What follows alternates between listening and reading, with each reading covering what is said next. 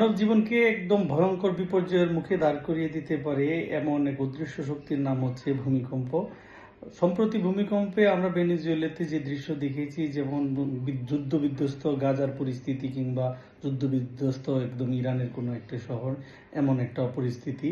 বাংলাদেশ হচ্ছে বিশ্বের মধ্যে অন্যতম ভূমিকম্প প্রবণ এলাকা।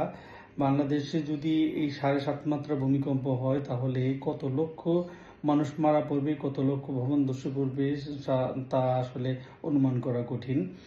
ভূমিকম্প যেহেতু আগাম সতর্কতা জারি করা সম্ভব নয়, সুতরাং আগে থেকে সাবধান হওয়া ছাড়া উপায় নেই।